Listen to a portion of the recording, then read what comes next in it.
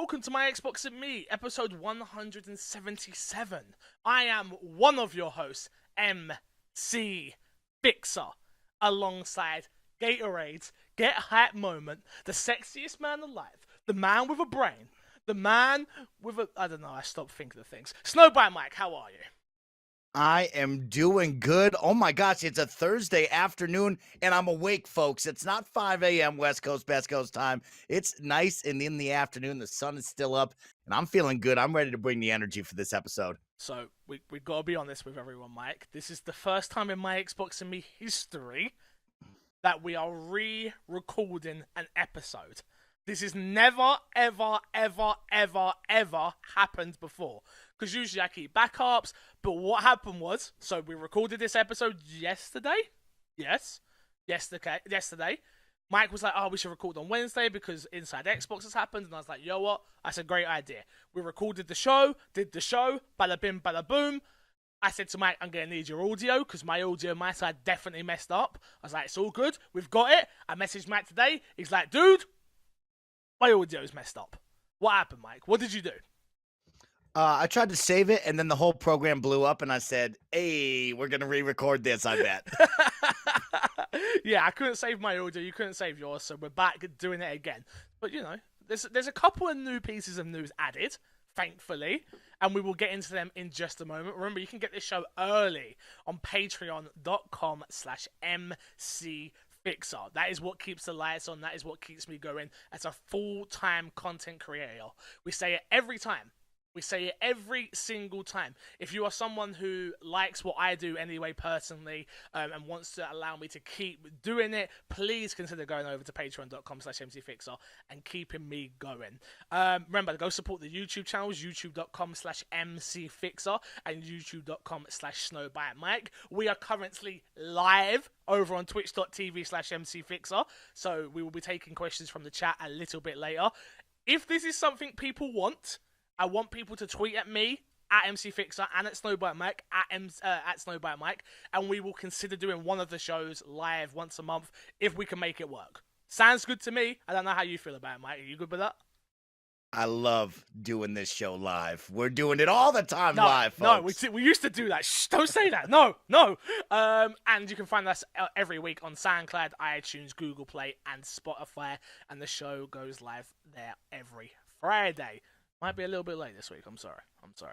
Anyway, let's jump into topic of the show this week. Topic of the show, of course, is the Division 2. Mike, you are mere hours now, or 2 hours? 2 hours away from being... Well, 2 hours my time. Is it 2 hours your time as well or not? Oh, no, I have 5 more hours. I'm sorry. So 5 more hours until you get to play the Division 2. But I've had the game since Tuesday. Ask me some questions. What do you want to know about the Division 2, Mike? What is in the brain of yours? What would you like to know? Oh my gosh, Fix. Here we are with one of the biggest games as service release coming up here. You've got your hands on it for all week long. So I got a lot of burning questions, and I'm sure everybody listening, watching live has some too. So I want to start off with the setting. Here we are heading to Washington, D.C. You know, it's something different. It's in the summertime. It's going to be bright. It's going to be vibrant, as opposed to New York. That was kind of wintertime, little, mellow, dark colors. So I want to know, what's the setting like moving into Washington, D.C. with all the historical monuments, with the summertime feel? We've heard a lot about verticality in the missions and in the level structure. So talk to me. Tell me about the setting first off. Yeah, I know there was a lot of people's worries with the Division 2 when it got announced and shown. It's like, Washington? Oh, really? Why? Like I said beforehand, I've never been to America, so getting to experience all these new different parts of America is always fun for me. I love it. I enjoy it. But what the Division 2 does different and what Washington really brings to the game is some history, some love, some affection, some iconic places, which for me, New York didn't have. New York didn't have that. To me, it was just dark, dingy, snowy, scary. The streets seem violent, and they're still violent here, but it's a more mature world. It's a world that is being rebuilt. It's a world that is on the up and up. It's the world that has been lived in for a little while, and you are helping as a division agent to really build it up. I love the fact that obviously your base of operations is the White House. It's super fun to be walking around there, and you're like, this is what this looks like. Interesting. But from a level design point of view, you hit the nail on the head. It definitely feels more vertical. You definitely are running up more. It seems like you're going up and up and up during levels that I've played anyway. There's more balconies. You're shooting across one another from trying to take out AI, and a bunch of other stuff. Just I don't want to spoil any of the missions, but it's interesting. It's very different, but it seems like it has a little bit more to it now. The world, it seems more lived in. Like I generally mean that, where like Division 1 to me just felt a little bit more generic, where this seems to me anyway seems super different. It is more bright, it is more colourful, but it still has the broken planes and the rundown areas and the buildings that have collapsed, and they're using that to design levels, obviously, as you're walking up it. I told you beforehand, when you go to one of the outposts, the way they've buried it off is it's two big, gigantic vans that they have on sort of like chains, it seems like, and then like they call out, like, open the gates, and then these big trucks move, and it's like, oh, this is cool, it's interesting. This is actually what would happen if America, or any country, but definitely America, because this is where it takes place, if America went to shit. So it's really, really, really interesting, and a lot of fun to be in so far from what I've played. 15 hours about I've played now. Played more yesterday with the army. First time playing it co-op, so got a little bit more to say on it now, which is nice, because when we spoke yesterday, I strictly played 12 hours solo. So yeah, it's good. I'm liking it. Definitely liking it. Oh, I love hearing that about the setting. And you touched on something I want to kind of ask a question about. You talked about lived in, kind of a living world. You know, we noticed in New York in the first one, you'd be running around and there were people walking the streets, but they were AIs that were like, don't point the gun at me, go away from me, leave me alone. And it was mainly just you and enemies. Now in this one, you know, playing from the beta, you playing 15 hours, we've seen that there are NPCs that will kind of form up and group up and help you in certain firefights. So that's going to be another question of mine. Is you talked about a lived-in world. What does that truly feel like when you're running around and all of a sudden you come on an enemy encampment, but there's NPCs that jump to your aid? What is that like? It's super different, and it's super interesting, because like you just said, there's NPCs around, and pretty much they were pretty useless beforehand, if we're being honest. They were sort of just there. It's like giving you a piece of clothing. They weren't really helping. Now you have, like I said, the world is been built out a little bit more. The NPCs actually help you in battle. They're on their own patrols. They're going to get food. They're going to get water. They're going to get tools. They're helping build out this world with you. But it's really cool to see them doing it. It's not just a case of the game telling you it's happening. They're actually doing it, which is super fun. It's super unique to a game. It's nice to see a group of NPCs walking through the world, and you're like, oh, I wonder what they're doing, and then it just pops up. Back on patrol, on guard duty, bringing back food and water, whatever it is they're doing. It just adds that element to a world that is lived in, that is built out, that is real. And it's really cool. It's nice. And like I say, they're not useless. They actually help. Me and Yami were playing the other day, and we both said it. It's really, really, really interesting that they help out, and they're not useless. They're not just dying every 2 seconds. They're actually shooting down enemies, and they're there. They're helping. So yeah, it's cool. You can hand in items, your water, food, water, and components, and they give you XP, which is really cool. If you take out certain control points, that's dope. And obviously, as the game goes on, it means the stuff that you're picking up, the food, water, whatever it is, that you're not consuming, because that doesn't make sense in this world and the way the gameplay works, but it makes sense in the way the world would operate. You're giving food and water to someone, you should be rewarded. You're rewarded with XP, which then allows you to get more weapon caches. It's super interesting. Oh, I love hearing that. And I think it's going to be a lot of fun, especially coming off an Anthem that really felt like it was just you and your 3 other buddies flying around, and it was kind of empty unless it was an enemy encounter. So that's really cool to see something like that with the use of NPCs, especially from Division 1, where the whole time it was like, oh, don't shoot me. Don't point the gun at me. That's the only thing I remember from that. So I really liked that in the beta. I want to touch on the White House. You talked about it, your main base of operation. Pretty historical monument right there to be inside of, live in. So what have they added to your base of operation that may be different from, New York City, the big base of operation there? What are some of the new vendors? What are some of the new skills? What are we going to see in the White House? Yeah, so far I've been playing the game very different to probably how most people play the game, where most people would play main story and then do all the side stuff after. I'm like the total opposite. Like most people know if they listen to this show, I've been doing mostly side stuff. So I'm doing side content, control points, hostage rescues, just content on top of content on top of content. It's like total polar opposite to Anthem in that regard, where there's just so much to do on your map. You open it up and it's just like, oh, what am I gonna do? Where am I gonna start? Which is interesting. So the White House for me so far hasn't really been explored.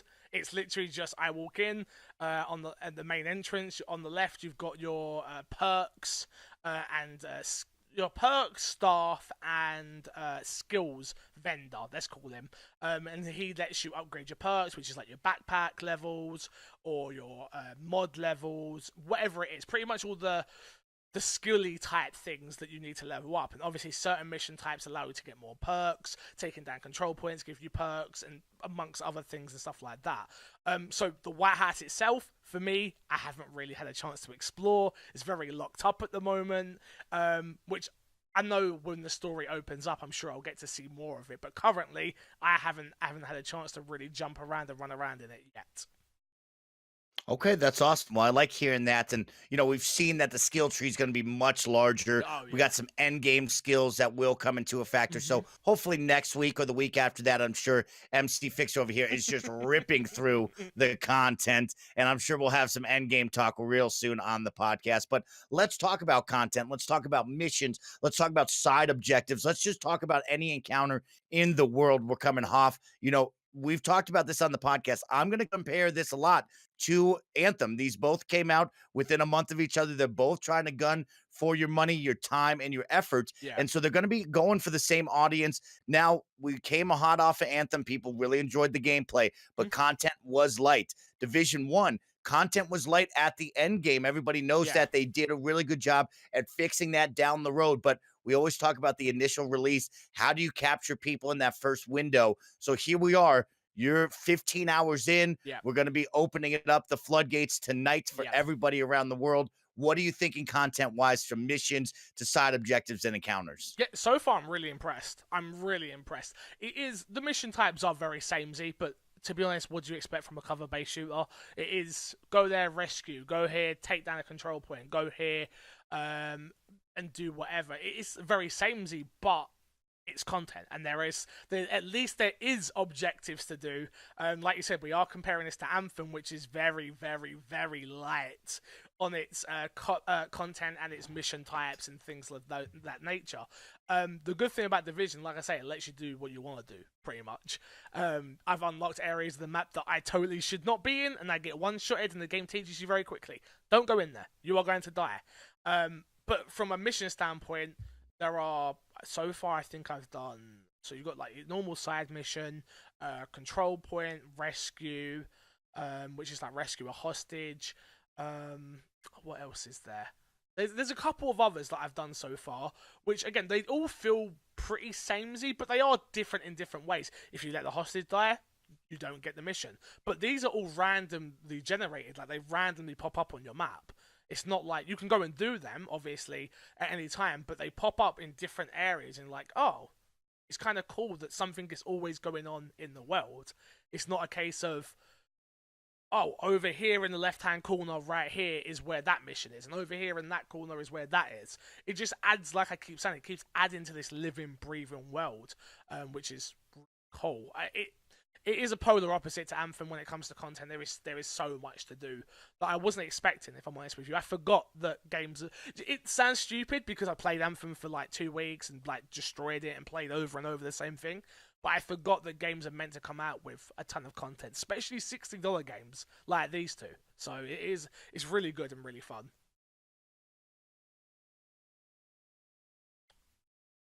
Are you on a lag, Mike? I think Mike's on a lag. Are we just pregnant pausing for no reason? If you're looking at me like, Mike, why can't you hear me? I cannot hear a single word you said. I'm literally have to listen to it from Twitch on my phone. So call me right back. I'm listening. That's awesome. I'm listening to you as we speak. Okay, I'll call you back.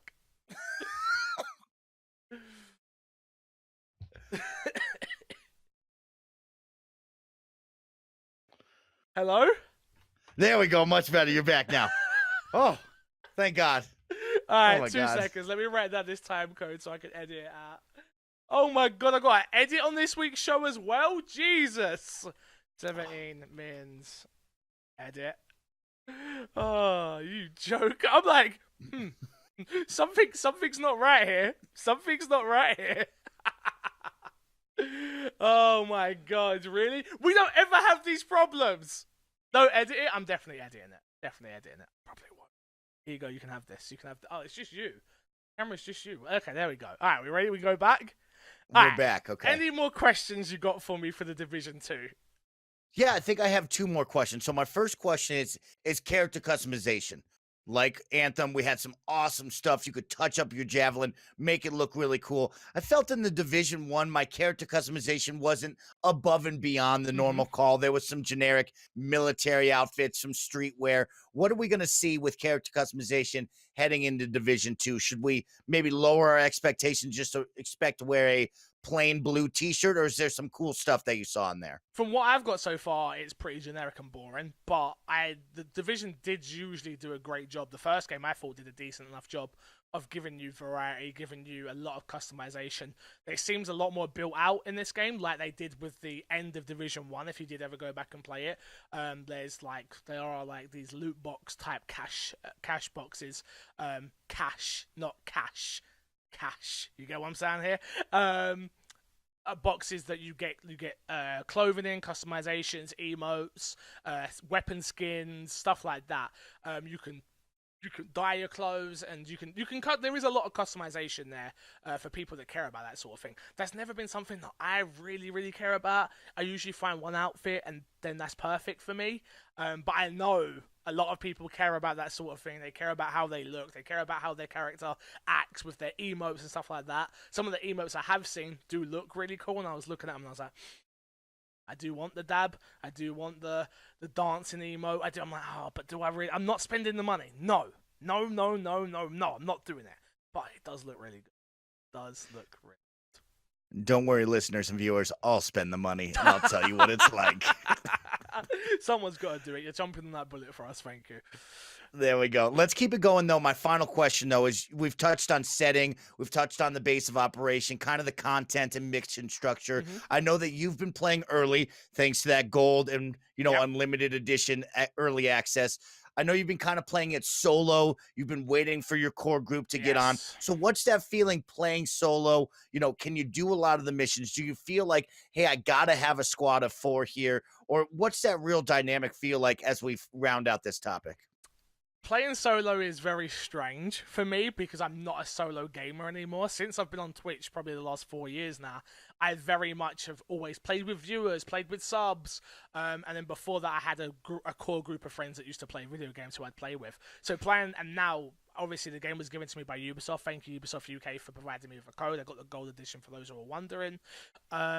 It is strange. It is weird playing these type of multiplayer centric games on my own. I do think it's kind of lonely and kind of not as fun, but it was still fun. Not as fun as when you're playing with friends. Like when I played with Yami yesterday, it was a lot more fun than when I was playing solo, but it was definitely doable. I never came up against a yellow named enemy or a purple enemy that I couldn't kill. I couldn't do it. There was always a ways around it, which is testament to the skills that you've got with your character. Whether it's my turret gun that now has a flamethrower, a sniper rifle on it that I can equip, or just its normal machine gun, which they're all cool. They're all more unique. Like I said yesterday, the flamethrower and the sniper, you sort of have to do more manually and get it to do it itself, other than it doing it itself, where the machine gun, it does it itself. It locks onto characters. You can tell it to shoot at certain enemies, but usually it just does it itself, which is really cool. And then I've got the fire skill as well, which is sort of like this flare that you sort of throw at enemies that can burst the smoke, so it can put grenade mines on people, and you can blow them up and they detonate, and that's really cool, and it helps taking out clumps of enemies. But yeah, I never felt like I couldn't do anything solo. Was it a little bit harder? No, not really. I played with Yami yesterday, and Yami is notoriously bad at video games, and he made it way harder for me playing Division 2. But it is more fun. We are taking down. I feel like the scaling in level of games is harder when there's more people than it is when you're playing solo. And you sort of have to be a little bit more strategic when you're playing solo because you haven't got that person there to pick you up. So it's a different experience, but it's not a bad experience, I'd say. Okay. Well, super exciting. Here we are, just mere hours away from everybody getting their hands on it. I can't wait. And you know, I've been hyping it up. The battle of the heavyweights by next week or the week after. We're really going to know who might be taking a part of the larger audience and which game might be struggling and needing some more love to try to get that audience back. Yeah, well, to be honest with you, dude, I was looking at Anthem today on Twitch, and it had 982 people watching.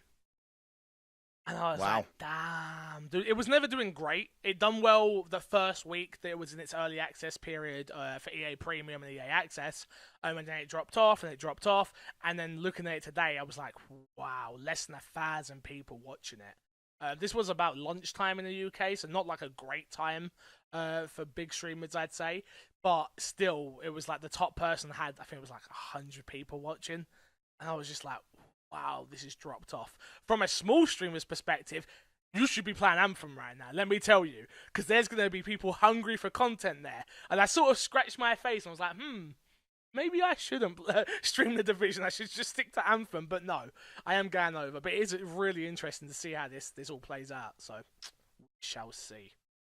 Let's jump into what's been in our box, though, Mike. What have you been playing this week, sir? You know what? I'm excited to say that I got to play Spyro the Reignited Trilogy, and I played Spyro for the first time ever. I've never played Spyro in my history of gaming. This was all totally new to me, and I took a chance on it last night, and guess what? I fell in love with the purple dragon. I mean, I sat there for 5.5 hours and beat the whole first game in the series, so it was a lot of fun to start from the beginning, kind of feel out what it's like, where it's kind of the collect-a-thon, where you're getting gems, you're saving the dragons. And man, the world is so beautiful. The music is great. You can switch back to the original music. It reminded me of playing Crash Bandicoot when you could change the graphics, but this was just more the audio. But man, running into all those cool, crazy dragons throughout the world, saving them, fighting off the enemies with your cool dragon's breath. Oh, what a fun time. And I didn't think I was going to beat the game in one sitting, but I did. And 5 hours later, I was super happy. So I love Spyro the Reignited Trilogy. That is all I've been playing. Super excited for Division 2. Getting dubs in Apex still. You know that. And that's about it. So here's one for you. Did you ever finish Metro? I am currently in Summer of Metro. That will be on my list this week to play probably during my single player stream. So Metro, I bet I will be in the next 2 weeks at the most. But I'm still loving Metro. Okay. Oh, speaking of that, I think you recently beat a game that was on your backlog, and I need to know all about it. Far Cry New Dawn. Yeah, so I finished Far Cry New Dawn. It was fine. There's nothing wrong with Far Cry New Dawn at all. It's more Far Cry. It's a cheaper price point than a mainline Far Cry because it has less content. It was fine. There was nothing really outstanding about it, in my opinion. I liked what they did with the outposts now having levels. So they have like a 3-star level which you can go through and you get more ethanol, which is like the currency in the world. And they get progressively harder and harder, more alarms to take out, more harder enemies and stuff like that. But it was fine. The story was fine. I've said it before and I'll say it again. Look, Far Cry have some of the most interesting enemies, like bosses, main protagonists in video games. Yet they don't ever utilize them well, in my opinion. They got great dialogue in your ears and they're saying they're going to slit your throat and stuff like that, which is really cool, but I actually want to see them. I don't want it to just be dialogue. And all the moments you get with the twins are really cool when you get them, but they are very, very far and few between. And then the moment, I guess, spoiler for Far Cry New Dawn, I guess, the moment that you take them down, doesn't really feel that special to me. It just didn't really. It didn't do anything wrong, like I say. Didn't do anything wrong. It's more Far Cry. You're taking down outposts. You're doing side missions. You're unlocking your specialist, which is like Hunk, and it's got some funny dialogue. And he's like, "Hey, I remember you from somewhere. Have we met before?" And he's like, "No, dude. You're in every single video game, every single Far Cry. That's why you know me." Which is interesting. It's fun, but it's just not. It wasn't special. There was nothing special about it. Very 7.0 type game, in my opinion. Solid game, solid gameplay, but could I have done without it? Yeah, sure. Did I need this? No, but am I happy I played it? Yeah, it was fun. It was fun. But that's it, sort of thing. Interesting stuff. I mean, you and I had a conversation last week about Far Cry and how you were talking about you rarely get to see kind of your enemy bosses, we'll call it, because the game is so big and they really don't know where you're going to go moment to moment. So they kind of took in the boss from. I remember back in Far Cry 3, I felt like you saw Voss a lot. You know what I mean? You would see him out there. He'd chase you down. And then when it went to 4 and onward, it was like, hey, this game is so big. We don't know where you're going to be. They're just going to kind of radio you occasionally and set the fear of God into you. Exactly, and that's what you kind of give me the vibe of there. It's, we don't know what you're going to do. Here's just a radio phone call, which kind of takes the menacing, ominous presence away from you. But I guess that's their best way they could do that. And my final note on that is yesterday I was streaming and I heard the word that on the Ubisoft store right now, you could actually buy that game at a discounted price already, maybe $20 as opposed to its half price it already was. Remember? That's a really good I think it was like 30s when it started or 40. That's a superb price. $20 is ridiculously good price for this game. It's well worth $20. Let me say that right now. So if you can buy it for that price, go buy it. It's worth playing for $20, 100%. But yeah, exactly what you said. It is a case of they don't know how you're gonna play the game. And I play the game so sporadical, where it's a main mission here, a side quest there, and then I'm hitting 10 side quests, and then I'm doing 5 outposts in a row, and then I get back to the main mission. And I'm like, oh, what's going on here? And it's like not that hard to follow, but you still forget what the last thing is they said. So then they come back and they're like, oh, we're going to kill you. And I'm like, yeah, but why are you going to kill me? Oh, because you're bad. It's just, it's not a Last of Us story, is it? It's not a Gears of War. It's not a Halo. Even I can appreciate a good Halo story from what I've played so far in the Halo series, which isn't much, but it's not that. It's just a bit tropey and samey, unfortunately. Bad guy wants to kill you because you've come to their turf and you're trying to make things good and blah blah blah blah blah blah blah. Yeah, but the gameplay's still outstanding and solid. So that is that. Is there anything else I'm missing? No, that is it. That's all I've been playing. That's all you've been playing. Should we move on then? Let's talk about our Patreon producer this month. Your boy Mike Lynch. Mike Lynch, was in my stream yesterday. He was in my stream yesterday. And it was like, yo, Fix, we're going to play Division? I'm like, hell yeah, we are. Me and Mike met so many years ago playing Division 1, and we're not going to break up playing Division 2. Maybe we will. He might piss me off. Who knows? But Mike, thank you so much for supporting this show, keeping it alive for 177 weeks, my dude. So thank you very, very much. Let's jump into the news this week, Mike. First piece of news. Halo Reach is headed to the Master Chief Collection on Xbox One and PC. Microsoft has confirmed Halo, the Master Chief Collection, is officially coming to PC, and in addition to Valve's Steam distribution platform. Halo, the Master Chief Collection is being touted as a specifically built for PC audiences, including all the bells and whistles that come with a PC product. Quote, we're going to roll out each of the games in the Master Chief Collection one by one, a 343 industry representative said. Steam for us is a new opportunity, and we want to bring our games to players to the platforms of their choice. End quote. Mike, it's weird that we're talking about Steam. It's weird that we're talking about PC. But that's what my Xbox is now. That's what Xbox is now. It's not one place. It's not one platform. It is everywhere, which we'll talk about later, I'm sure. But how do you feel? Obviously, the big news is it's coming to PC, which is humongous. But the bigger news is obviously Halo Reach is coming to Master Chief Collection on Xbox One, which is sure what you care about.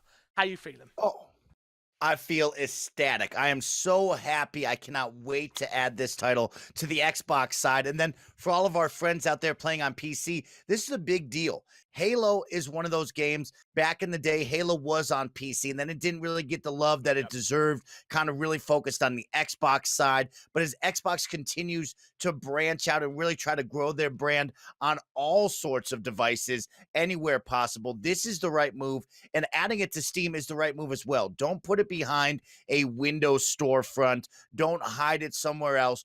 Go to Steam where the largest player base is, where everybody's going to be talking about it. And come on, who doesn't love Master Chief? Who doesn't want the prequel to the Master Chief trilogy that started it all? And this is a big deal. I cannot wait to add it. And it's been a long time coming. This is one of those, when they announced the Master Chief Collection, you thought they would just put them all in there at once. Yeah. They've taken their time. They've added ODST. They've added Reach now. So it's taken some time to really get the ball rolling. But I can tell you the updates that they add, the multiplayer that they have, what they've done, up-resing all the graphics, giving you that chance to turn them off, turn them back on, and go back to the OG look. This is a must-have if you're an Xbox fan, a Halo fan alike. Yeah, I mean, I said to you yesterday, and I'll say it again, that I'm really interested now to try Halo and start with Reach and really give it my attention. And really, as an Xbox guy that I am, Halo has just never clicked. Sci-fi was never my thing. I'm coming more around on sci-fi now and actually giving it the appreciation that it deserves. Jar Jar Binks is still the best Star Wars character, though. But yeah, this is exciting, obviously, from an Xbox point of view. It's exciting from a PC fan's point of view. The one thing I had a problem with this whole inside Xbox, this was obviously shown out, which was amazing, which we'll talk about in a second. But the big was the way they announced it, which was a little bit weird, which was like, hey, Master Chief Collection's coming to PC, and so is Halo Reach, and that'll be the first game that comes to PC. And if you buy it on PC, it's in with the Master Chief Collection. But if it's not, you've got it on Xbox One, but you've bought it, you have to buy Reach again. But if you have Game Pass, you don't have to buy a Reach. And it was just, the marketing was just sort of everywhere. It wasn't cohesive, it wasn't slick, it wasn't easy. It just, why not just put it in with Xbox? Why are they making people pay for this separately? 100% Fix. I think the message was a little muddled right there when they first came out. It was a big celebration, a big moment. They're eating pizza on the stage. 343 is telling people to stop sending pizza to the studio because they have that pizza bet going on. But yeah, it was a little muddled. It got a little confusing. And on the Xbox side, you said to yourself, well, what's happening? And really the message is simple. If you own Halo Master Chief Collection, I believe you get it, or it might be an additional fee. I'm not sure on that one. But if you have Xbox Game Pass, you're good. That was the big one. It's like, just have Xbox Game Pass. It gets you all the Halos. It gets you Gears of War, and just have it. And then you're there. You don't even have to worry about it. And then on the flip side, with PC coming out episodic, what's that is right, Fix? Give us the whole game. Let's get this thing rolling out, because one of those is, we talk about content, to come out with Reach over 2 or 3 or Halo OG. I mean, these are the titles that people want. Reach is a nice touch and all, but I don't want to play Reach and then have to wait 3 months down the road to get 1, then 2, then 3. So it'll be very interesting to keep our eyes over on the PC side. We talk a lot about Xbox, but it is branching out, and we're sure we'll have another story about this. But really, how fast is that turnover? It can't be months. It has to be every other month or every 2 weeks or so, and get this full game out there. I am excited to see the Forge come. I'm excited to see the different PvP elements that they're going to add to the playlist. Yeah, I mean, for some people, it's obviously huge, and I'm not going to be one to poo-poo it. It's just the marketing was just a little bit weird, that announcement. So, yeah. But be excited. Please, be excited. Next up, Xbox One Phantom White Special Edition wireless controller revealed. On Inside Xbox, Microsoft revealed the Phantom White Special Edition wireless controller, inevitably bashing all your other gamepads to the dark, lonely drawer where you keep the guest controller with the sticky buttons. Though already available for pre-order, the Phantom White Special Edition will be available worldwide starting April 2nd and will retail for $70 US.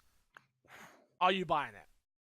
I am not buying it. I Oh, will say it's sleek, it's beautiful, it's really elegant looking. I love the top half being that Phantom see-through type look. This is the second in the Phantom series, they've said. So they must have had another console controller wasn't the like red this. I one? think it was black. Well, maybe red. I'm not sure.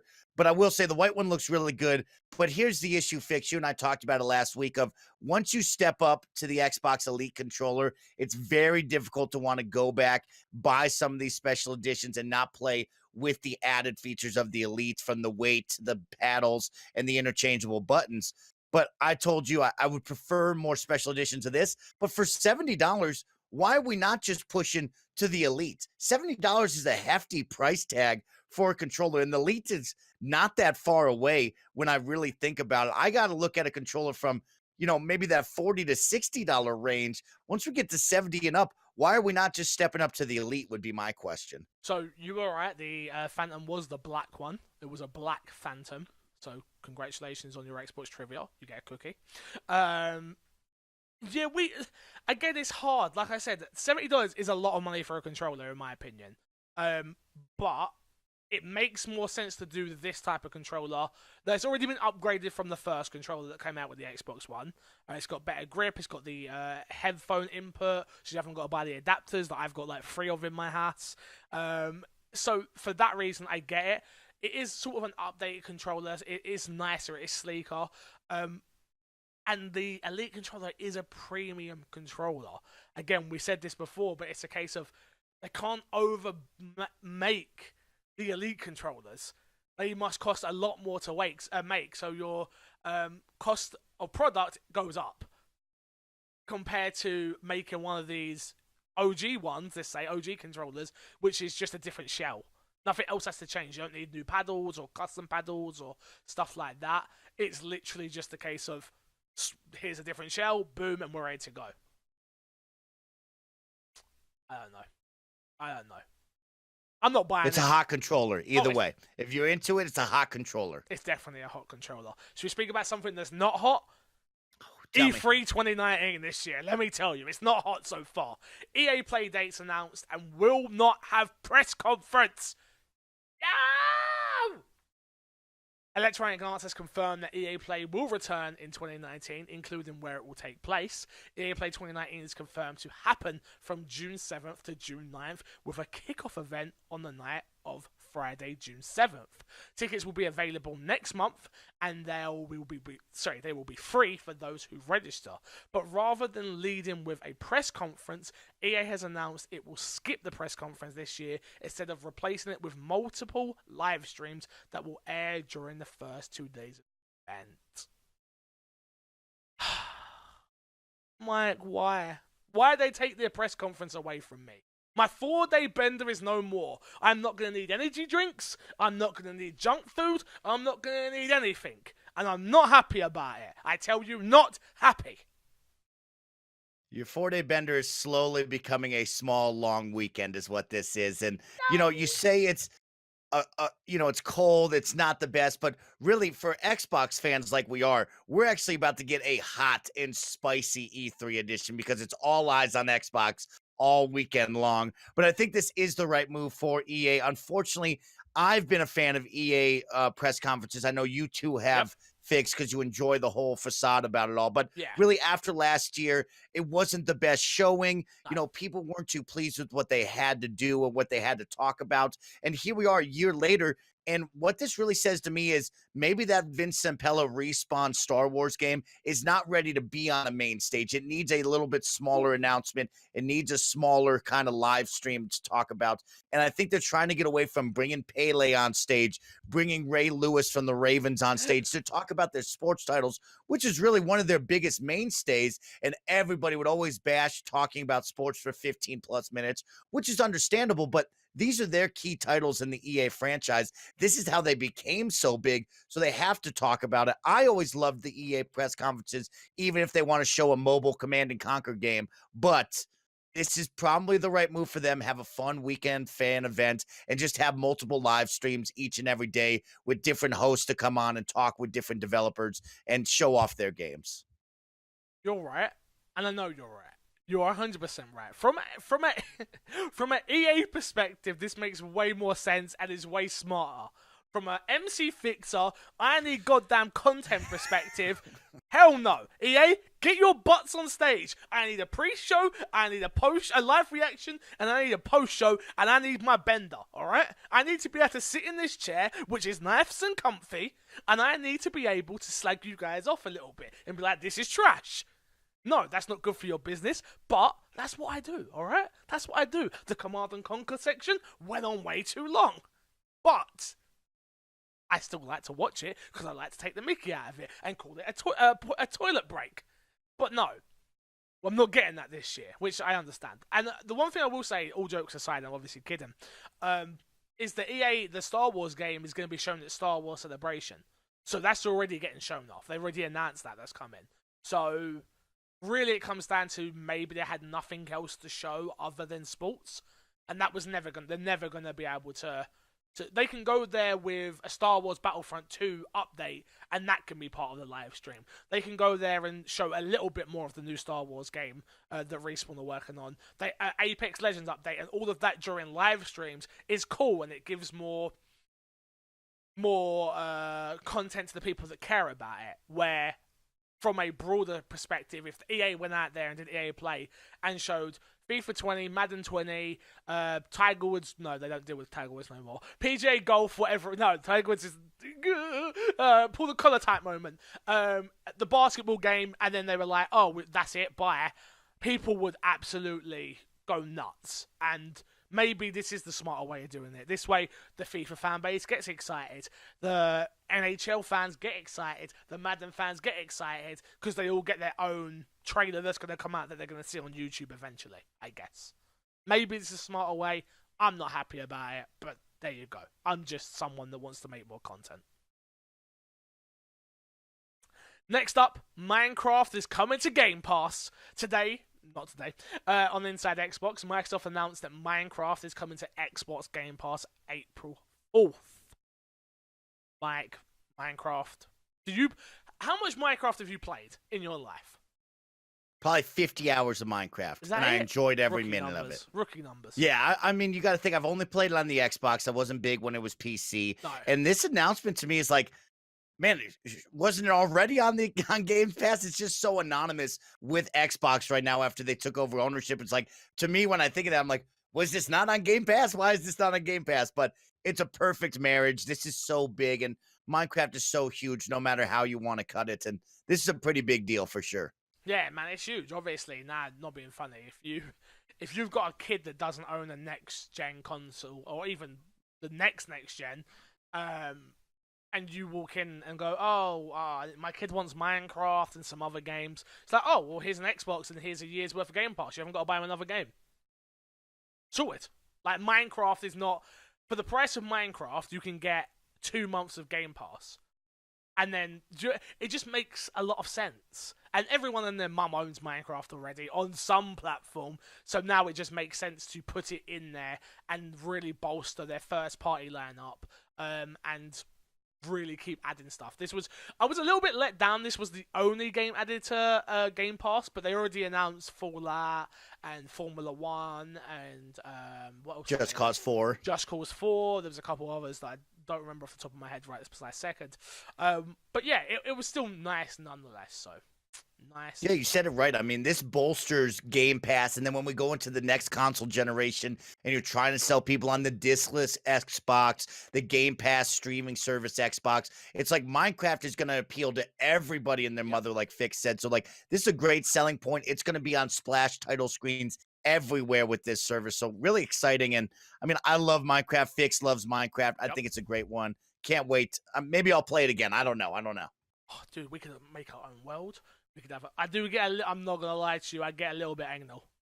I have a whole section. Like, I'll have a box room, and I label all the boxes, and you put the boxes in the right thing, and don't mix up the different types of woods. I get real anal. So maybe you don't want to play with me. Gresh refuses to play with me anymore because apparently I suck all the fun out of the game, and Minecraft's not fun. No, Minecraft's not fun. It's about organizing your boxes and getting mother trucking diamonds. That's what it's about. Alright? So if you want to play with me, Mike, then we can play, but I understand if you don't want to. I lost many friends over Minecraft. Next up, Borderlands 3 announcement further teased by Gearbox for PAX East 2019. Gearbox has teased its up-and-coming PAX East 2019 main theatre show with an image that undoubtedly points to something Borderlands related appearing at the show, which would line up with the heavily speculated of a property Borderlands 3 announcement. This is also, so they tweeted something out, which was a stylized, cel-shaded highway sign with a desert area with the sign marked Exit 3. They actually tweeted that again today. Another image, which was literally Borderlands but blurred. And they're like, hey, this is happening, be excited. And like, everyone's just sort of flipping out like, oh my god, we're getting more Borderlands. So I personally cannot wait. I love Borderlands. Borderlands is one of the series that I actually got Hayley into. It was one of the very first games we played together to turn her into a gamer. You see her playing Anthem now, it's actually because of Borderlands. It's an interesting one. It's an interesting one. I love Borderlands. I love the humor. I love the looter shooter world that game is. I'm really interested to see what Borderlands 3 is. What is it? Is it a MMO light RPG game, or is it still the story driven looter shooter world that I have come to expect and appreciate? Are they going to really change the formula on Borderlands 3, or are we going to get just another Borderlands? Which, another Borderlands by all accounts, I'm happy with, by the way. Absolutely happy with. Yeah, I think you and the entire universe is going to be happy with another Borderlands. It's been quite some time since the pre-sequel came out. Telltale did a great job with Tales from the Borderlands that kind of kept the energy, kept the, the talk going on about that game franchise. And man, it will be exciting to see if it comes to PAX like they're hyping it up to be. How big is this teaser? Is it a trailer? Is it gameplay? How much do they save for E3? What's going to be the release date? These are going to all be questions leading up to PAX East and then beyond once we head towards E3. But you kind of hit the nail on the coffin. Do they change the game with the times right now and make it more of the looter shooter games as a service where there's a lot of people all around you, you're doing things together and having fun with multiple missions? Or will they keep it just that 1 to 4 player story driven narrative where you kind of stick to that with all the wild gimmicks? What is this going to look like? I could go for either or. I think everybody really just wants more Borderlands gameplay. They want the crazy characters. They want the bajillion guns that you could get with the combinations. And so I don't think they're going to be mad at either or. It will be really exciting to see what they do. And how big is this teaser or this trailer to me? That's going to be my question. I think we just get a trailer and then it ends with like more at E3. There's like a Twitter exchange going on right now with like the Gearbox Twitter account and the Xbox Twitter account, and then the Game Pass account got involved as well. And people were like, "Oh my god, it's going to come to Game Pass." No, it's not. I'm willing to take a bet that this game does not launch in Game Pass. No chance in hell this game launches in Game Pass. No way. I'm gonna take the bet. I'm gonna. Here's the bet. You don't have to get involved. You don't have to do anything. I'm done. If it comes to Xbox Game Pass in release, we'll call it with release, I will buy one of your awesome fans of My Xbox and Me podcast t-shirt live on air if they announce it. Now, mind you, we have to wait till E3. We got to really know the details. But after E3, if they say it's coming to Xbox Game Pass day and day release, I win the bet. If it doesn't, I'll buy somebody a t-shirt. I'll take that bet. That's absolutely fine. And I'll do the same thing. But I will buy someone a Snowbite Mike shirt from your store. And we'll buy it that way. Deal. No problemo. No problemo. And we'll get people to enter by sending in emails to myxboxandmepodcast@gmail.com. Send in a question between now and E3. And I will keep them all in the inbox. And you will be entered by one of us, and we'll see who wins. Deal. That's a great idea. Deal. And that's also a big deal. You know, aside from the bet, this would be the first third-party AAA title to ever go like straight onto Game Pass, something like that. So it'd be really interesting to see if this actually happens and what that would change for the landscape of Game Pass if Borderlands was the first team to be like, you know what, we're going to take this. We're going to do this. How interesting it would be. I don't know. Would you pay $60 for Borderlands. After the Yes. pre-sequel, I almost anticipated to me like Far Cry New Dawn, where I'm like, maybe $40, No. maybe $40. Nope. 60 all day long, and I would 1000% buy it. Day one, get me it now, and I'll buy a season pass for all the DLC, because the season pass DLC is meant to be brilliant. I wish I'd known, because Crash just never wants to play it, even though he says he does, but he never does. Yeah, no, you're wrong. You're wrong. I'm gonna win this bet, and one of my fans is gonna win a T-shirt, so I'm happy about it. There you go. There you go. And next up, Apex Legends character Battle Pass not being released yesterday. Following the recent data mine and a EA Origins leak, Respawn Entertainment has addressed the leak in suggesting Apex Legends' next hero will release yesterday. In a post, the Apex Legends to the Apex Legends subreddit, Respawn confirmed the next Legend and as well as its Battle Pass are not launching today. The developer intends to provide more info on both, as well as Season 1 of Apex Legends soon. Wow, wow, wow. I feel bad for Apex fans, even though they're loving the game, like you are. You're loving the gameplay's amazing. But you're waiting. How long have you got to wait for this pass? How long is too long? How long until you just end up not caring? You know, for me, I'm not too worried about the pass or the new character. Too long for me would be May 1st. So if we go through all of April and this still isn't released, it would be too long of a wait for me. I anticipate, now that we're halfway through the month and we really don't know what's happening, I anticipate probably the first week of April is when you'll see this, season pass. You'll see this new character come to fruition. Maybe it's sooner. Last time I said this, I think the game released the next day, unfortunately. So I could be wrong about this. Yeah. But I will say this. I think they've got Apex at such a perfect spot right now, right? The game is running smooth. The meta seems to be smoothed out. They've only had one big update where they kind of nerfed two of the guns, and nothing really, they don't really need to change the formula. They've done a great job with the daily and weekly storefront, which is not an issue at all. People are enjoying buying that. They're getting different skins that you wouldn't be able to access without loot boxes. So I think they're doing a great job, and they're setting such a strong foundation that if you add a new character, if we unleash the season pass, it might start to fluctuate the game, and maybe the game doesn't run as well. The meta immediately changes and needs to be addressed. So I would rather have them take their time, make sure everything is perfect, and then let's flow into that. Right now, this game is running on all cylinders. It's killing it. There is no need to break it. There is no need to change it up. So I think we can wait 2 more weeks, in my mind. I'm not one of those players that's now.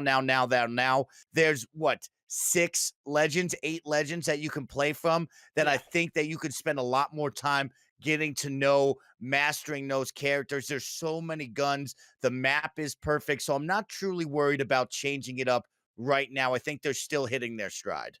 Yeah, it's an interesting one, isn't it? It's you kind of expect there to be more coming, and there is more coming at some point. I guarantee you get a new hero at the end of the month, I'd suspect, and the battle pass. But when something leaks and people find information out, you just thought like, damn it, why? Because then it gets people's hopes up, it gets people talking, it gets people wanting, and then they're let down. Apex is in such a good place right now. You know what? This is the perfect time to insert this story, which I totally forgot to do. I was going to make a whole video on it. I still think I might. So it was reported by Kotaku that Ninja was paid $1 million to stream Apex the day it came out. Obviously, there was a huge campaign with all the big streamers: Dr. Disrespect, Courage, Lupo, Shroud, Ninja. But the big one that's come out is Ninja's been paid $1 million to play a video game. That's like the big one that people. You ready for my moment, Mike? I'm gonna give it to me, because I'll fire right back. Give it to me. I've got to fix a moment. What is wrong with people? I generally don't get it. I don't get it. If LeBron James signs a deal with Nike for a trainer and gets paid millions of dollars, nobody gives a shit. But Ninja gets paid to do a sponsored stream and then leaks how much he earned, which is $1 million. People on the internet want to lose their shit. Why? Why? Explain to me what is... Explain it. I don't understand. I don't get it. The man brings value. He has... I watched his stream today, playing Fortnite. 30,000 concurrents. 30,000 people watching him play Fortnite on a daily occurrence. That is 30,000 eyeballs on your product. I know full well he does more views than this. He's had 100Ks. I don't understand it. I generally don't. I don't get where people's heads are at right now. We're like, oh my god, he doesn't deserve it. Oh my god, this. Oh my god, that. Stupid. And it annoys the hell out of me. From someone, I can only talk from my point of view. And I am an absolute nobody in the world of streaming. Nobody. But I know how much hard work and dedication I put into this goddamn stream every night. I don't sleep with my fiance at the time she goes to bed because I'm here working. I don't go to parties because I'm working. I don't do some of the things with my family because I'm working. And I can only imagine, and if I'm doing that, I can only imagine what Ninja's doing on his behalf. And I'm just really sick of it. It really pisses me off that people think that someone's not entitled to certain things. Because of what? They're jealous. It comes down to jealousy and it comes down to stupidity and not being educated. When you bring value to a company, to a system, and you are influencing people's decisions on whether to download a free game or whatever it may be, you are going to be paid for it. And he just so happened to negotiate $1 million for this. Stop being dumb, internet. You're annoying me. Feel free to go, Mike. Oh, Fix, you hit it right on the head. I can't add anything further to that. You have to look at the value he brings. They paid all of these influencers off at different values of their market price. But really, when you look at it, who's the biggest man on Twitch? Who has the most concurrence every single day? There's only one man. And that price justifies what he can bring to your game, what he can bring to your product, and you have to pay that. So I am a little disappointed that people would get uptight about that. I understand they're like, well, why wouldn't you pay the developers? They're going to pay the developers off on their normal money that they already have and all the money that they're going to make in the future. But you have to get eyes on these kind of video games. And we talked about it before. Battle Royales, these are games are a dime a dozen. There's about 100 Battle Royales that have come and gone. And if you can't get all eyes on your video game for the biggest release that you're going to have, then what's the point of it? So there is no reason to get mad. Great business techniques by Ninja and all these other influencers. This is a big deal, and this is going to continue to happen. So if you think this is bad now, it's only going to go further, and this is what they deserve for all the time and effort they put in. The thing that annoys me, though, yeah, is you said it best. People said, well, that money could have went to the devs. Yes, it could have. And I 100% understand people that say that. But that's not the world we live in, unfortunately. The people that make the art are not the ones that are respected, unfortunately. Do I think that is right? No. I do not think that is right. I do not think it's something that should be applauded. So let's do it right here on my Xbox and me. Start saying thank you to the respawns. Start saying thank you to all these great indie devs. Start saying thank you to all of these companies and developers that put their time, energy, livelihood into these video games. I bet you won't. I bet you any money. Instead, you're going to sit there and watch these influencers. You're watching us right now. Am I thankful for that? Yes. But we bring value. We are entertaining. I get it. I understand why some people have the mindset that they do, but their mindset is wrong. It's wrong. And to try and bring another man down because he has the business chops, I'm sure it wasn't him negotiating, I'm pretty sure his wife's his manager, and I'm sure she did a fantastic job negotiating, and good on her. But they're trying to, the fact that some of these tweets I'm seeing are just plain rude, horrible. He doesn't deserve it. He doesn't this. Oh, he doesn't that. Oh, he stopped swearing on his stream. So goddamn what? It's none of your goddamn business. Sorry, they got me hot on this one, Mike. They got me hot, dude. He went hot. I was not ready for this. They did, dude, because that's, do you know what? It's as someone who aspires to be able to bring value to companies like Respawn or anyone for that matter. I've done a sponsor stream before. And I was so thankful that a company believed in me enough to pay me to play their video game. And it was a great experience. I'm thankful that I did it.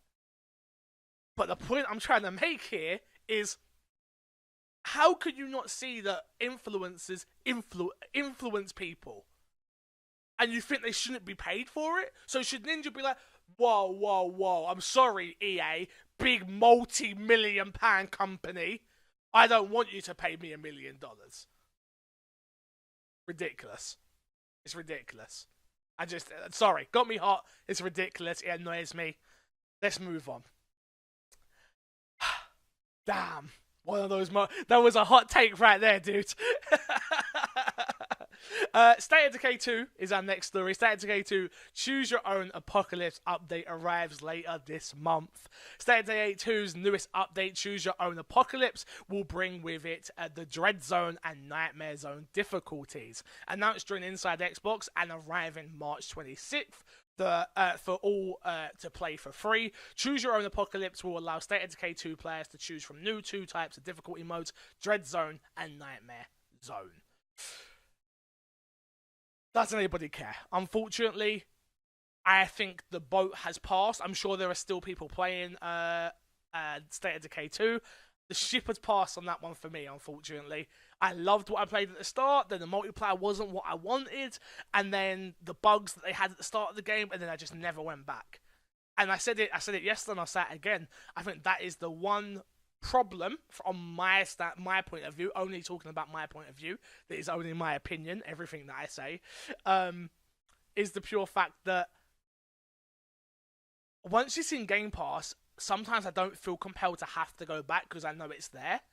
And then sometimes the boat is just pass on it. And it sucks. But unfortunately, that's the life we live. And that is how the new thing has come. The new thing is here. And do I want to play harder games? No. But maybe there's an audience out there that actually do care about this. But no one in my chat when I was doing the live watch-along cared about this, unfortunately. Mike, you going to go back and play Dread Zone? Unfortunately, this does not get me to get out of my chair and want to play that game once again. I do understand it is for an audience that's still with them, that enjoys this game, similar to what Sea of Thieves is doing, continuing to bring the content. You know, upping the difficulty level is always fun. If me and Fix were still grinding in this game, I'm sure this is something we'd be itching for. But when you come out with a title like Choose Your Own Adventure, and when I think of a game that I haven't touched in a long time, I need a lot of content that gets me excited, not a difficulty change. I need a new map. I need a new zombie. I need something new and exciting that's going to make me say, hey, Fix, we haven't played this game in X amount of months. Get me back in here. Let's get back into it. This does not get me that at all. It's a shame, but it's just one of those things, isn't it? It's just not for us. I'm sure for the people that are still playing and love that game, they're happy there's more content coming, even if it is just a higher difficulty. But for me, it just didn't do it. So that's a shame. Next up, Fortnite to introduce an undo purchase button. Epic plans to allow Fortnite players to return a purchase made in the last 5 minutes, although it's not clear when. In a Reddit thread via VG247, which pointed out that unlike Western versions of the Japanese version of Fortnite, includes a confirm purchase button before payments go through, Epic Vice President of Engineering Daniel Vogel explained the decision. Quote, We neither want to add it does say neither. Neither want to add friction for players, he wrote. Nor do we want to benefit from accidental purchases or players regretting a purchase. So the new undo button should be coming soon, they reckon. So that's really cool. I actually think this is really, really, really, really cool. As long as I read a little bit more into this, as long as you don't go into a game after you still need to be on the menu and stuff like that. It is cool. It's like, oh crap, I've accidentally clicked it, or Timmy over here has accidentally clicked the button twice and bought a skin he didn't want. Mum, I want my money back so I can get the fish skin. And it's like, sorry Timmy, your money's in the game now. No, there's an option, there's a way to go back. I think that's a really good step, and I think a lot of companies should try and add this. Apparently there are a few out there that already do this, but this is really cool to see the big dog Fortnite doing it. Yeah, I totally agree with you, Fix. I've been one of those people on accident that have multi-purchased things that I would love to take back on accident because the button pressed too many times. Latency issues have caused me to buy things that I've never wanted to buy. And it's the right step, especially with the demographic and audience that Fortnite has. This is one. They've had so many emails, they've had so many people yelling at them over the years now about families having to check their kids for buying things. And this is the right moment to say, hey, you have $25. Do not spend it all. You can bring it back if you do the wrong thing. I like 5 minutes and I like the program. I don't want anybody to get it misconstrued. I love the program, right? But for me, whenever I played Fortnite and got a new skin, I would like to have the skin for at least one game. There's a difference when you buy it and you're staring at it face to face, right? But really, when you play Fortnite, you're staring at the back of it. So for me, I would like to play a game with that skin the whole game so I can see what it looks like from the backside. It's a different angle. It's a different kind of when you're put up against different scenery, you can really see if it shines or if it doesn't. So for me, the 5 minutes is great and I love the program, but I actually would like to say, hey, you can play one game with this just so you can actually see like what it looks like, what it feels like in the game. It's a lot different than just staring at the loading screen with these kind of purchases. Yeah, no, exactly, exactly. It's small baby steps, but it's steps in the right direction, I think. And I'm glad that it's there. Super glad that it's there. Next story. Dark Souls creator would love to try making a Battle Royale game. Dark Souls creator and FromSoft director. Again, I don't want to say it wrong. And people on the internet are going to make fun of me for saying it wrong. Damn it. Because that Miyazaki. No, god damn it, names! I'm not doing it. I'm not butchering it. Miyazaki. You got it. Miyazaki. Jesus, we did it. Okay. You know what, Zyga said it the other day on From the Gamers, and I was like, damn, that makes so much more sense. Again, I see, you know what it is? I see the name, and I automatically go, fuck, dyslexia. Don't do it to me. And I look and I go, all right, break it down, Fix, break me up. I can't do it. Reveals that he's got one eye on Battle Royale genre. Miyazaki, best known for his work on such titles as Dark Souls and Bloodborne, has revealed that he's not only been keeping tabs on Battle Royale and live service, he has been keeping tabs on Battle Royale and live service phenomenon, but he'd love to take a crack at them someday. In an interview with The Telegraph, when asked if he and FromSoft would consider taking on the gamer's fastest growing genre, he said, "There's always a possibility."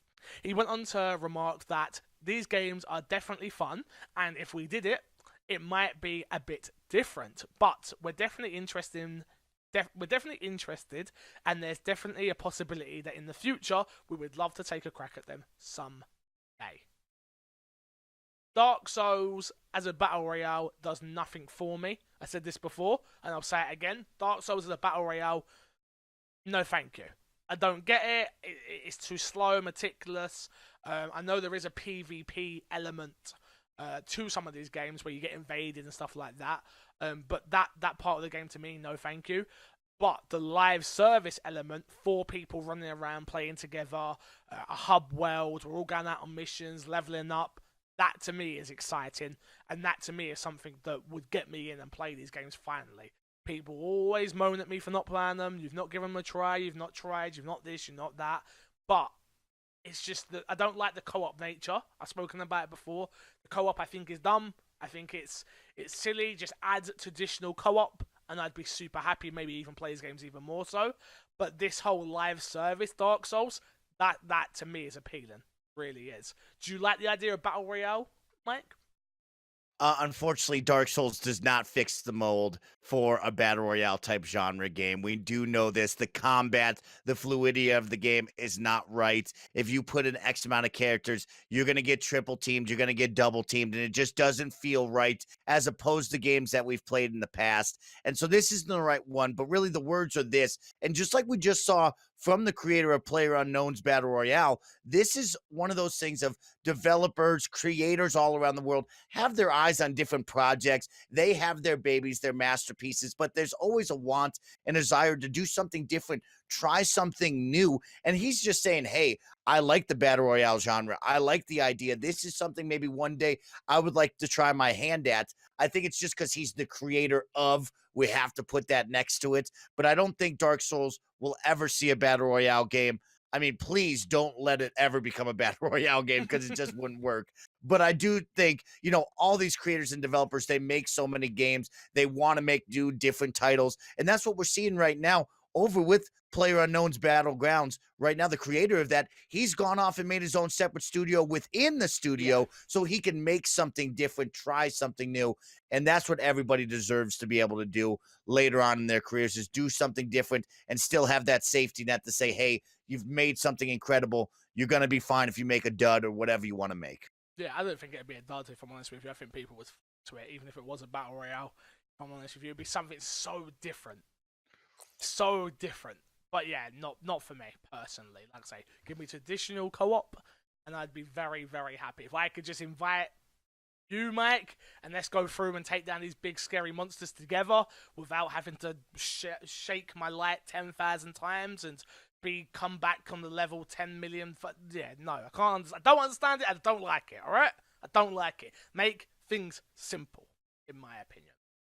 Next up, Devil May Cry gets free Blood Palace mode in April. Devil May Cry will officially receive a free Blood Palace survival mode on April 1st, 2019. Blood Palace pits players against hordes of enemies and bonuses, which become increasingly more difficult as the player races against time. As in the main game, players can assure the role of Dante, Nero, or V in the Blood Palace and attempt to achieve the highest level of stylish combo possible. So new content coming for that game, pretty sharpish, if we're being honest, which is cool. New modes for a game, a single-player centric game, is always a good thing. No one will be upset about that, I'm sure. No, not at all. This is just like Resident Evil 2 Remake when you got that free DLC, the What If Stories, the Ghost Survivors. This is a great little touch to add on to a single-player game. This is what everybody wants. You don't have to gouge them for $10 to $20 on a piece of DLC. That's really not DLC. We know this is going to be a smaller package. So to add it on free, this gets people talking about the game again. Exactly. I think it's just more content for people that love those games, right? That's something I saw in the Resident Evil community, which obviously I'm part of. I wasn't very happy with the way the what if scenarios turn out, but it gives the speedrunners more content. Again, the same thing for Devil May Cry. It's just Capcom are hitting it out of the park at the moment, so congratulations to them. Next up, which is the big story that dropped today, Turtle Rock Studios announced Back for Blood. Turtle Rock Studios has the developer behind Evolve and the Left 4 Dead franchise has announced that they are working in partnership with Warner Bros. Interactive on a next-gen cooperative first-person shooter entitled Back for Blood. Something of a spiritual successor to Left 4 Dead and its sequel, which were originally published by Valve. This was announced via the Turtle Rock forums and will be, quote, designed from the ground up as an original premium title and marries the best of what the co-op zombie shooter successful with new features and state-of-the-art technology. Did you like Left 4 Dead? Was you a Left 4 Dead guy? We spoke about Borderlands really quickly earlier. It was actually the first two games I ever taught Haley to play. FIFA and Left 4 Dead. Then we moved on to Borderlands when I met her brother. So this is like an interesting one for us. It's a big deal. I think Left 4 Dead back in the day of the 360 era actually was a lot of fun. It was a cool co-op zombie type horde game where you'd kind of run through the levels, try to survive. All the characters were the exact same with just different character models. So you never felt like, oh, I'm not the medic or oh, I'm not the assault guy. It was everybody's on an even plane and you have some fun with it. You know, it would be tough to say I wouldn't like playing it again because it was such a fun game, but maybe that game isn't for me right this moment. But it sounds like, you know, Turtle Rock Studios, this was a game that made Evolve, and I really, really liked Evolve. That was a lot of fun. It was a great time. You know, it's very tough. If you look at it, Evolve came out, 3 to 4 years ago, and we weren't fully on this multiplayer all the time. This is how it's got to be. And it was one of those games of, if you don't have the market, if you don't have the player base, the game's going to falter and die off. And that's what unfortunately did happen. They had a cool concept, cool idea. Game was fun if you could get a squad together and play it together. But here it comes over the Left 4 Dead. If this is true, and it is years off, they literally are just saying, hey, we're going to be in the works for this. Yeah. We're trying to hire people now. This is years from now. It will be exciting, and I'm behind it. I like Turtle Rock, and they have my vote of confidence. Have we not moved past what Left 4 Dead was, though? Left 4 Dead, you spoke about Evolve, which was, I think, too far in the wrong direction, which was like, each character has its own abilities, and you need all of them to know what the hell you're doing to actually have fun in this game. And then Left 4 Dead, if you go back further, which is pretty much pick up a gun, run forward, and shoot. But have we not moved past that now? Is that what we want in, let's say, 2021, 2022 at the earliest, I guess? Maybe 2020, I guess? Maybe, I'm not sure. Not sure on dates. But if it's literally just, okay, get 4 friends together, each of you pick up a gun in this probably beautiful looking world and just kill zombies, is that not a bit generic and boring now? That's why I was kind of apprehensive at first to be like, you know what, I would pour money into this, because I do think here in the day of age of gamers, we have kind of moved past that kind of gameplay. But really, people love the Left 4 Dead title phrase. Everybody's all about that. So if you could make something like that and kind of have, unlike Evolve took somebody on the opposite side. This game is going to be you versus AIs, most likely 4-on-1. So I think of like a Killing Floor. I think of those kind of games, and they will have a small community behind it. I think it will do well. I do not think this will break the mold and get us away from what we're currently at with battle royales, very single player heavy narrative games. So this isn't going to be that, but I think it will be a nice niche, and I think people will get interested in it. Yeah, I'm interested to see. I'm really interested to see. But who knows? Who truly knows? Moving on.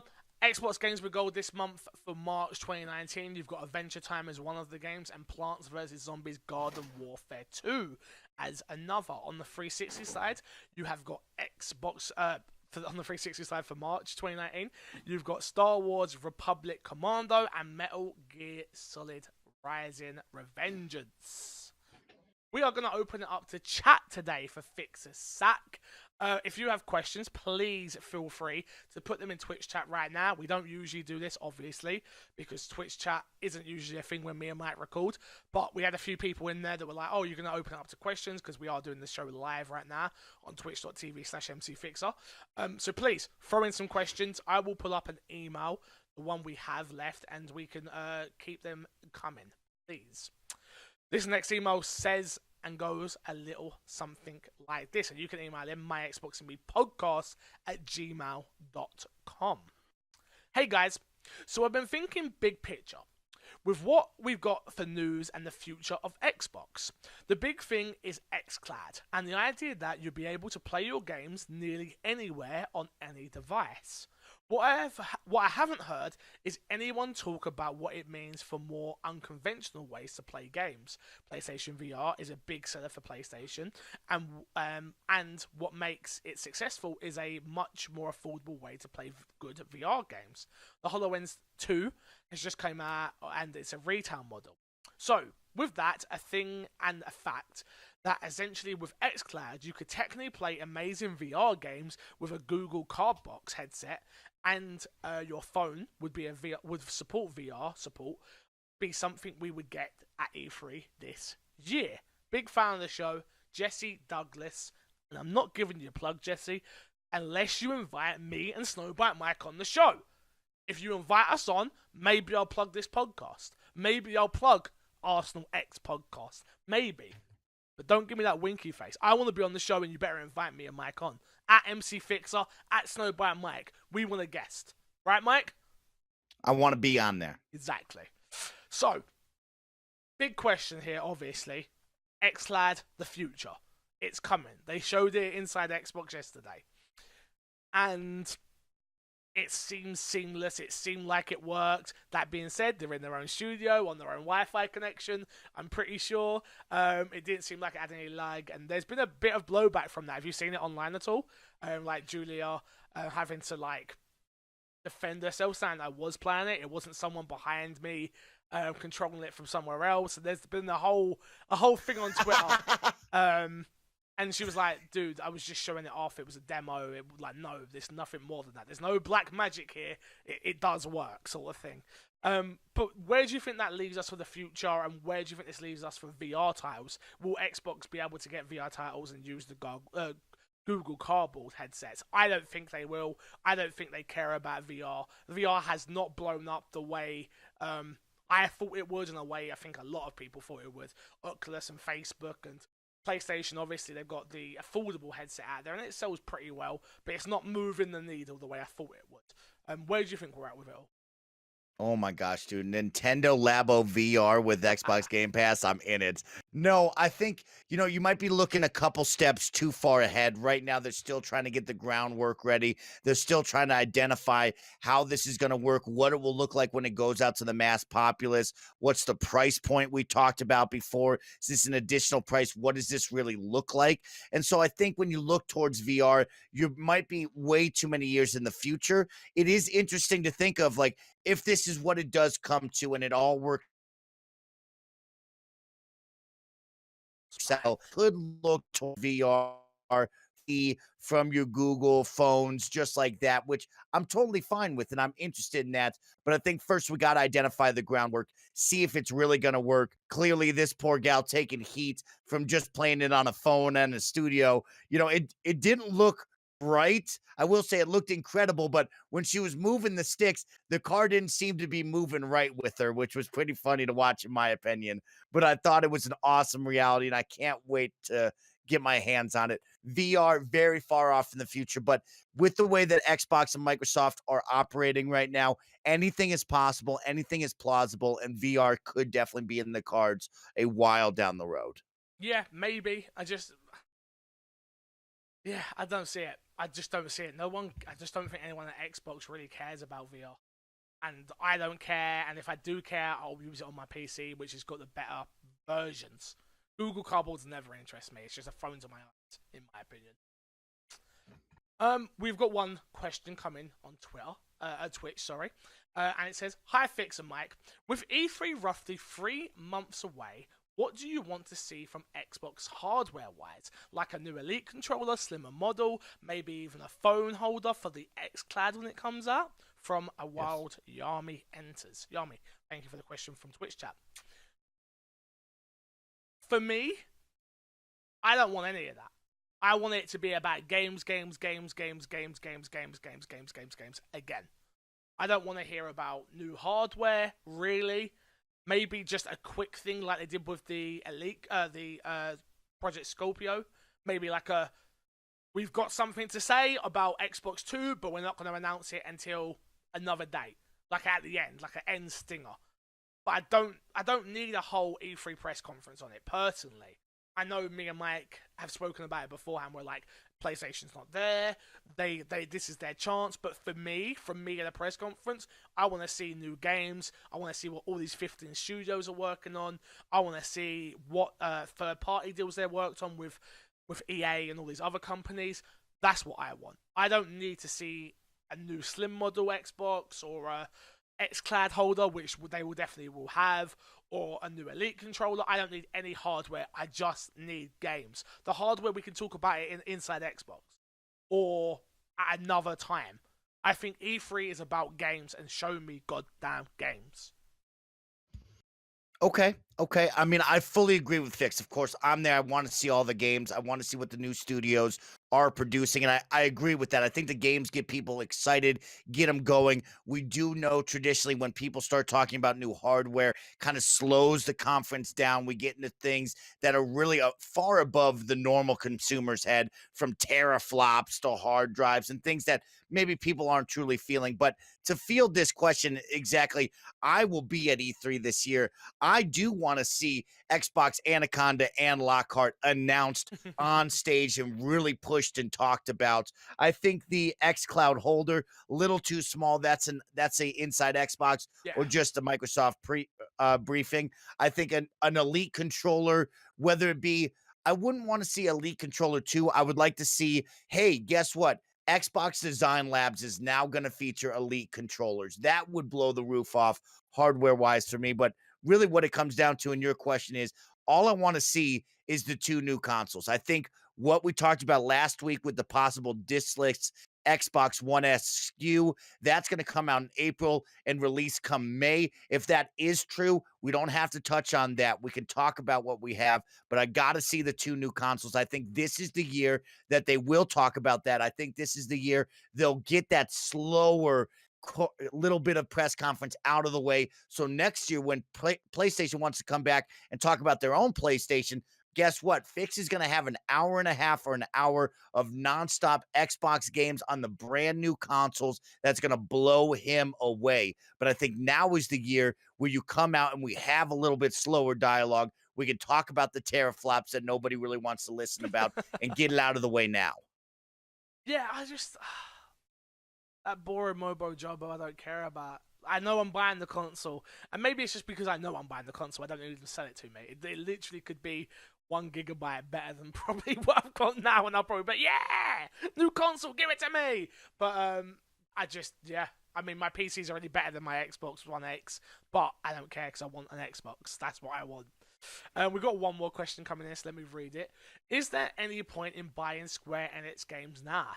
They all end up in Game Pass anyway, and review as okay to good. I assume we're talking about Just Cause that's just gone in.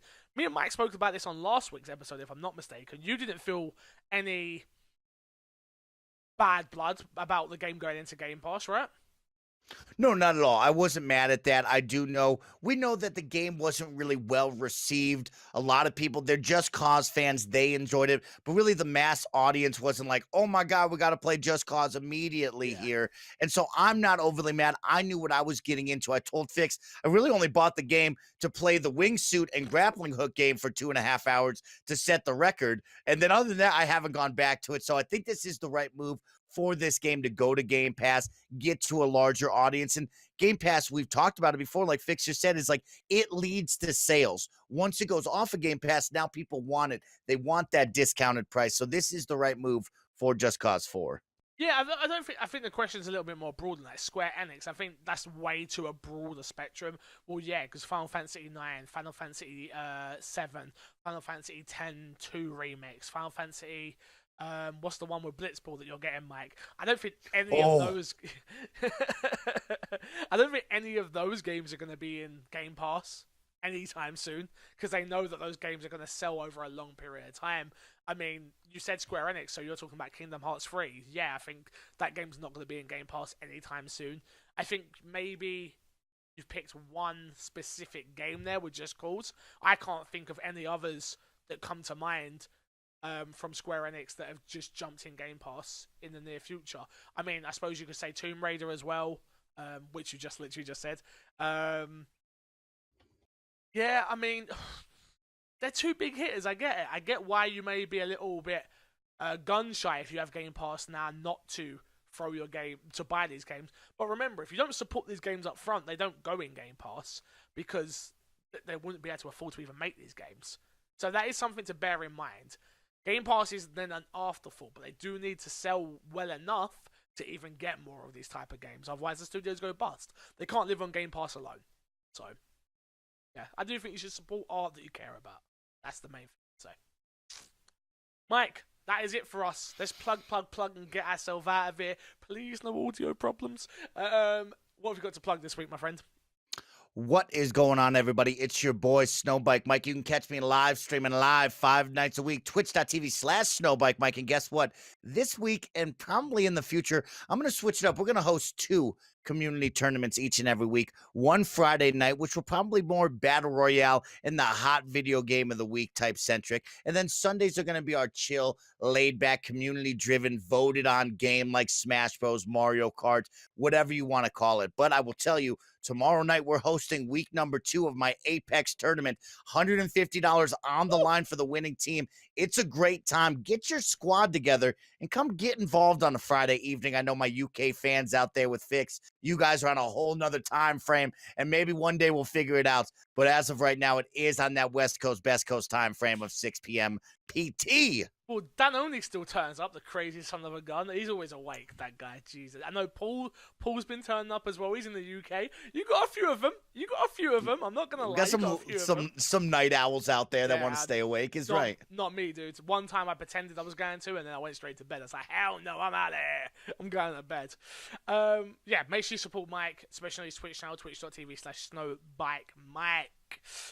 You can find me everywhere at MC Fixer. The big one I want to push this week is the merch store, streamlabs.com/MC Fixer. We've got My Xbox and Me hoodies. We've got I Support MC Fixer hoodies. We've got Fixer t-shirts. We have got a bunch of brand new merch. If you want a My Xbox and Me mug, I think it might actually be the last day you can get it today. So please consider going and get it, checking it out. And we're going to do an exclusive piece of merch every single month. And just to try and help support the stream. And some people don't like Patreon. Some people don't want to support with a sub on Twitch. Then why not buy a piece of merch and support that way? You get something, I get something, and everyone is laughing. Remember, Patreon is what keeps the lights on, though. It's what gives me a monthly wage, which allows me to do this and keeps the tax man off my back, because I do have to declare my money. Trust me. I wish I got to just keep it all to me, but I don't. But thank you all for the support. And until next week, again, apologies for the late show. But until then, love you, leave you, and see you all later. Goodbye.